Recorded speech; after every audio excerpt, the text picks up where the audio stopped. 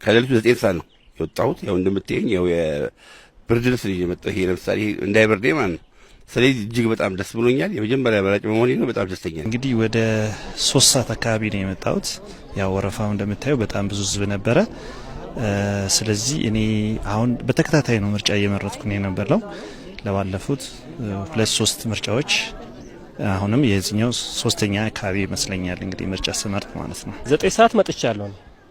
9 ሰዓት መጥቻለሁ። ያው ዝግጅት እየተደረገ ነበር። ትላንትና ጀምሮ ነበር ዝግጅት ሲደረግ የነበረው። ደስ ይላል። ሰውም ደግሞ ለመምረጥ ያለው ፍላጎትና ተነሳሽነት ከወትሮ በተለየ ነው። በጣም ደስ ይላል። ደድሎ ነው ለሁለተኛዬ ነው። ከተወለድኩ ጀምሮ እዚያ ነበር የምኖረውና ለሁለተኛዬ ነው። በጣም ደስ ይላል። እኔ ከ10 ተኩል ጀምረን እዚህ ነበር ለመምረጥ እንግዲህ ያው ከ12 ሰዓት ጀምሮ እዚህ ነው ያለነው። ያው እንደምታዩ ነው ሰልፉ። እኔ በዚህኛው መንገድ በተለይም በዚህ ዲሞክራሲያዊ በሆነው መንገድ ሁለተኛ ዙር ስመርጥ ነው። ዛሬ ስመርጥ የመጀመሪያዬ ነው። አጋጣሚ በጣም ጥሩ ስሜት ነው የተሰማኝ።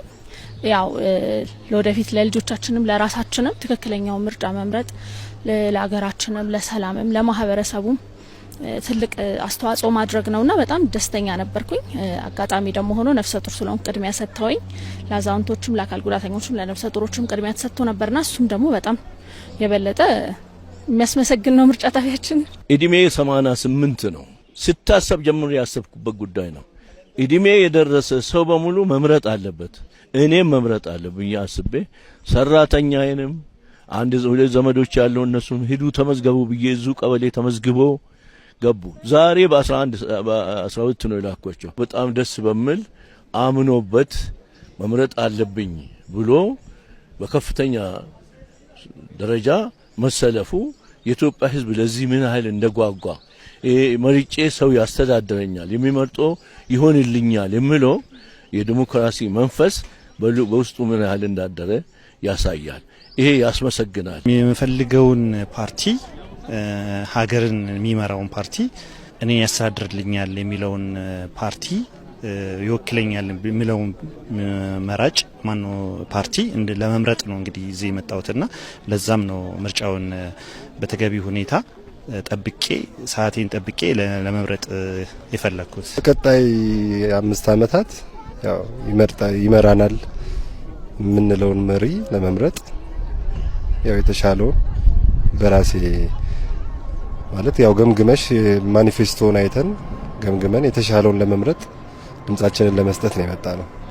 ፍላጎት በፍላጎታቸው የሚፈልጉት ለሀገራችን ለኛ ይሆናል የሚሉትን በራሳቸው ምርጫ የሚፈልጉትን መምረጡ ራሱ እድለኛ ናችሁ ይላል።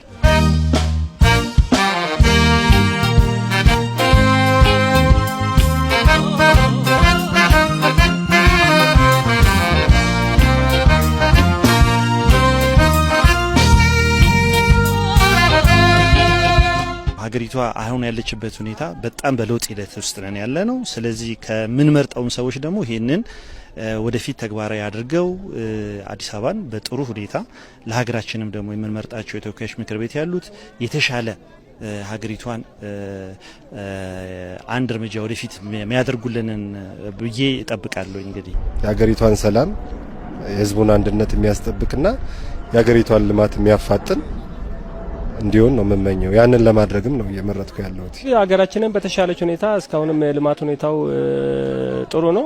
ከዚህ በተሻለ ደግሞ ሀገራችን ለውጥ እንዲያመጣና የተሻለ የኑሮ ደረጃ እንዲኖረን ነው የምመኘውና ያን ያደርጋል ብዬ ያመንኩበትን ፓርቲ ደግሞ ለመምረጥ ተዘጋጅቼ መጥቻለሁ።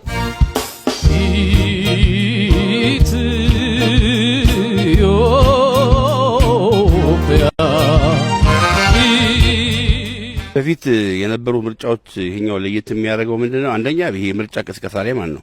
የምርጫ ቅስቀሳ ላይ ተፎካካሪ ፓርቲዎችም ሆነ የገዢው ፓርቲ እንደፈለገ ነበር ሲቀሰቅስ የነበረው።